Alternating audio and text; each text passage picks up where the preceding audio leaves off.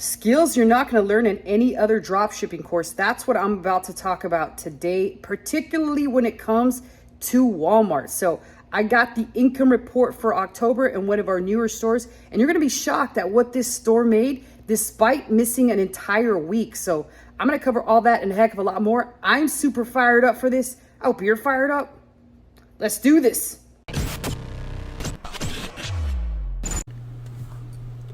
All right, so in this video, I'm going to talk about the skills you're not going to learn in any drop shipping course. I'm going to be short and sweet, and we're going to jump straight into my screen share. And realistically speaking, this is the kind of stuff that nobody's going to tell you. So let's talk about this. We've got a spreadsheet for a Walmart store that we are managing here.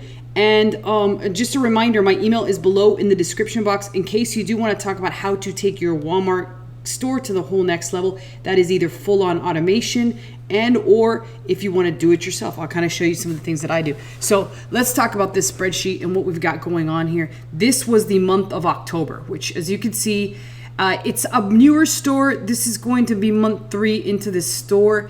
And on month 3, it made a total of $26,369. That was the total amount made by this store in the month of October. The purchase price, meaning the amount of products that were bought from all of the suppliers that we use, was approximately $15,301.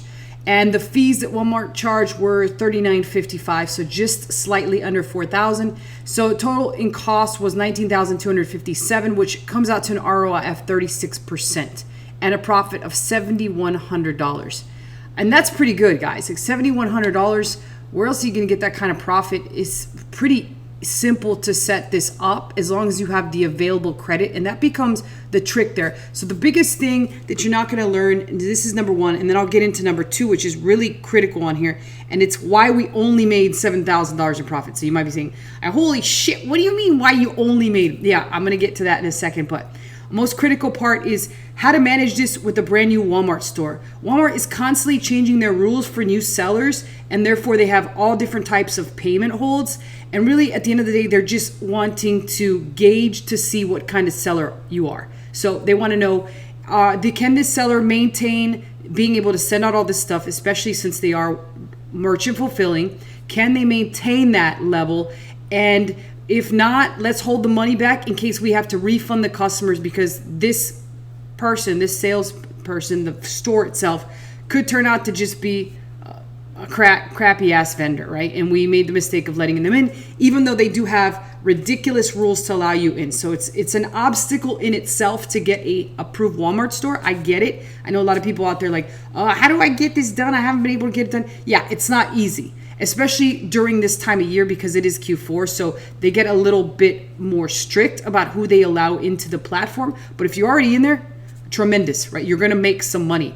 And so that's the magic here is how to manage the money based off of all those holds that sometimes takes a goddamn degree to understand. So that's a big part. And then having the right budget set in place in case if you're managing this for someone else and or yourself, you can't hit those numbers, right? And you're having trouble because you've got very little credit. So you got to be able to make sure you're managing that properly. That way you stay in Walmart's good graces and your metrics stay on point. So that's number 1 biggest thing.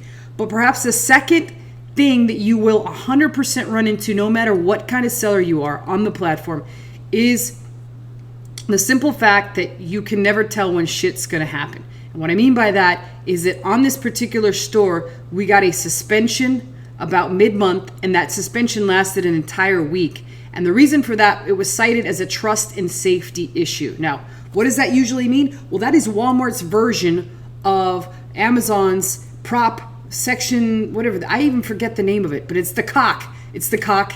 It's the COC. It's the equivalent of the Section 3 COC. Not a Section 2 COC, not a Section 1, a Section 3 COC. That is what the trust and safety issue is on Walmart. So what does that mean, Liz? Well, that means that that's where they're going to throw everything under the sun, the moon, and the stars if they want to accuse you of something before you've even proven your innocence or your guilt, right? So with this particular store, what they cited was, and sometimes if you're lucky, you'll get suspended. If not, they're just going to straight up terminate you. That's happened to me a couple of occasions, 2 recently. And we still have no understanding of why that happened. With this particular store, it was very clear because we took clues from Walmart as to why this happened. So what they thought is that somebody had tried to hack the account and change the passwords, even though nobody on the staff had done that, not the owner had done that. There was no indication of that being done. So what they immediately began to do is start to ask for additional paperwork from the store owner. They asked for ID, they asked for EIN and the articles, and a utility bill. Those are the three things they asked for. It wasn't the, it was either the I think it was the articles, it wasn't the EIN. So those three things they asked for to prove that this store did in fact belong to this owner. And once they got that information, it still took them a little while before they reactivated it. And then they did scare the hell out of us because this is something that must be brand new, but they removed access of every person that was on the account and only left the original person's email address. And then after that, we all had to be re-added by the store owner who had the original access to get into the account. So they removed everybody, and it was really scary because they gave no email notification, nothing. They just ripped everybody off of it. And even the store owner was like panicking, and he sent me a text. He's like, holy shit, I lost access to the store. So it was kind of wild. We'd never seen that before. And I said to him, like, okay, let's just stay calm. Let's evaluate what we've got and then figure out what we got to do, even if we got to jump on the phone with Walmart and try to figure out how to get a hold of them. Because again, this is not like Amazon. Their customer service isn't solid. It pretty much sucks, or it's non-existent for the seller themselves. So that is one of the things that you're going to have to manage if you decide to play the game, is unexpected things happen, and you're just going to have to use your best judgment and your experience to continue moving forward with a business like this. And as you can see, it's extremely profitable. $7,000 with a week missing in October that this store still was able to clear and make, and that at the end of the month equals money. So I'll take that anytime. And just understanding that we are on risk regardless of what platform we sell on, because we're playing on somebody else's playground. So we got to hit and fit their rules. And if we don't, it is what it is, right?